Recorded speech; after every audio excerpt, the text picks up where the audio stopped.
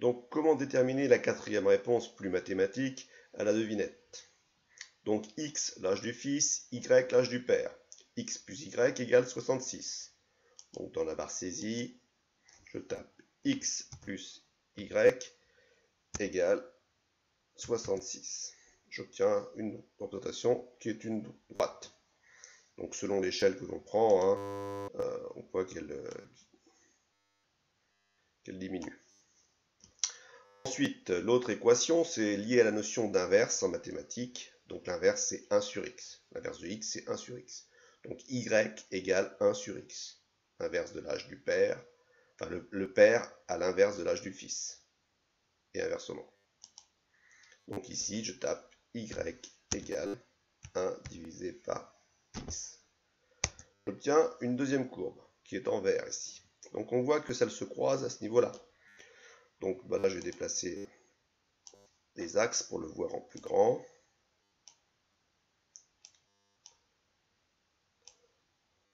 Voilà, on voit qu'il y a un point d'intersection ici. Il suffit de placer le point d'intersection avec cette icône-là. Je le place ici. On obtient le point A, d'abscisse x égale 0,02, d'ordonnée 65,98. Donc je vous rappelle que c'est en années l'unité. Donc 65,98 ans, c'est presque 66 ans.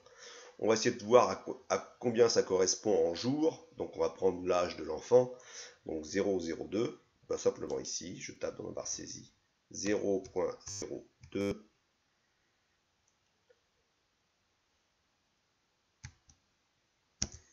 Qu'on va multiplier par le nombre de jours par an, multiplié par 365 jours. Entrée. Ça fait 7,3 jours, donc on va dire 7 jours. Donc on peut considérer que le fils a 7 jours, et donc le père, il a 66 ans, moins 7 jours. Il aura 66 ans dans 7 jours. Donc là, on a une quatrième réponse à la devinette.